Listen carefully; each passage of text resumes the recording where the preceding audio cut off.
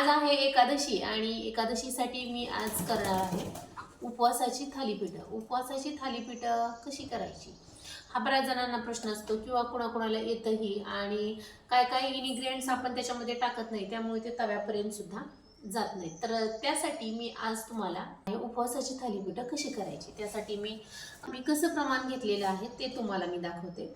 तर इथं मी घेतलेलं आहे एक बटाटा घेतलेला आहे, मीठ घेतलेलं आहे, एक वाटी शाबू घेतलेला आहे, हिरवी मिरची तुमच्या आवडीनुसार घ्यायची आहे, आणि इथं दही घेतलेलं आहे 2 चमचे घ्यायचं आहे, आणि अर्धी वाटी कूट घेतलेला आहे आणि लाल तिखट घेतलेलं आहे.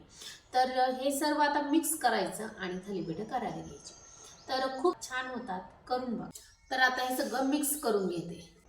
मिक्स करून घेताना ना हे चांगलं मिक्स करून घ्यायचं. बटाटा वगैरे असा मोठा ठेवायचा नाही, कारण शाबू जर तुमचा व्यवस्थित भिजलेला नसेल तर थालीपीठं येत नाही. कारण जी चिकनाई आहे ते फक्त बटाट्याने चिकनाई थालीपीठला येऊ शकत नाही. त्याला शाबूसुद्धा असा भिजलेला चांगला लागतो तरच थालीपीठं येतात. तर माझा थोडासा शाबू म्हणजे एवढा व्यवस्थित भिजला नव्हता, तरीसुद्धा माझी थालीपीठं येत होती. तरी पण आली बरं का. 2-3 तास भिजला होता छान, तरीसुद्धा पाणी थोडंसं कमी पडल्यामुळे आला नव्हता. तर अशी छानशी थालीपीठं तयार झालेली आहेत. आता चला देवाला मस्त नैवेद्य दाखवून घेते आणि देवाला नैवेद्य दाखवून मग बाकीच्या कामाला सुरुवात करते. कारण ऑलरेडी देवाला नैवेद्य दाखवायला उशीर झालेला आहे. कारण स्वयंपाक नाही म्हटल्यानंतर आपण ना बाकीची दुसरी कामं करून घेतो आणि नैवेद्य दाखवायला त्यामुळे उशीरच झालेला आहे. तसं तर मला देवपूजेला नेहमी उशीरच होतो. आजही तसाच नेहमीसारखा उशीर झालेला आहे.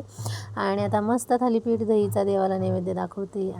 आणि आमच्या घरामध्ये सर्वांची एकादशी आहे, त्यामुळे ना सगळ्यांना थालीपीठं, दही, भगर, आमटी वगैरे असलं काय काय केलेलं आहे. चला तर आता मी ना मस्त थालीपीठ दही खाऊन घेते, तुम्हीही खाऊन घ्या. आणि संध्याकाळी नंतर आम्ही कुठे जाणार आहे हेही तुम्हाला पुढे ब्लॉगमध्ये मी दाखवेल. आणि थालीपीठं ना खरंच छान झालेली होती. मला आठवतच नाही मी कधी केली होती. मला ही रेसिपी माहीत होती पण केली नव्हती. पण खरंच छान झालेलं आहे. तुम्ही पण नक्की करून बघा आणि उपवासाला काहीतरी असं खास करून बघा. आणि नंतर मग आम्ही गेलो मंदिरामध्ये. गुरुवारी मी दत्ताच्या मंदिरामध्ये जाते. आमच्या घराच्या शेजारीच दत्ताचं मंदिर आहे, जवळच आहे 1 किलोमीटरच्या अंतरावर. तर आता अलीकडे म्हणजे 2-3 गुरुवारच मी गेलेले आहे. तर आता मी जात आहे प्रत्येक गुरुवारी. मला वेळ जसा भेटेल तसा जाते. तर खूप छान वाटतं बरं का दत्त मंदिरामध्ये. तिथं म्हणजे ते लॉकच असतं, बाहेरून लावलेलंच असतं आणि मग ते बाहेरूनच पूजा वगैरे करायची, आत एंट्री नाही. आणि गाणगापूरला कसं बाहेरूनच दत्ताचं दर्शन आहे, आपल्याला हात वगैरे लावता येत नाही, तसंच आहे इथं पण. तर बाहेरूनच दर्शन वगैरे घेतलं मस्त. आणि छान वाटतं ज्यावेळेस आपण आपली इच्छा होते की ह्या मंदिरात जावं, त्या मंदिरात जावं. आपल्या देवावर ज्या श्रद्धा असते त्या मंदिरामध्ये गेल्यानंतर आपल्याला कसं छान वाटतं, तसंच आम्हाला भारी वाटत होतं. आणि आम्ही उशीर झाला होता, 8-9 वाजल्या होत्या. आणि शेजारच्या बायका वगैरे सगळेजण आम्ही मिळून चालत लेफ्ट राईट चालत करत आम्ही आलेलो होतो. आणि खरंच मस्त वाटलं. आणि पाठीमागे त्यांचं कुत्रं होतं, ज्यांचं हे मंदिर आहे ना त्यांचं कुत्रं पाठीमागे होतं. ते मोकळं होतं आणि ते सारखा दरवाजा वाजवत होतं, त्यामुळे आम्हाला थोडीशी भीती वाटत होती. दरवाजा लॉक असल्यामुळे काही नाही वाटत. नंतर मग दर्शन वगैरे छान घेतलं.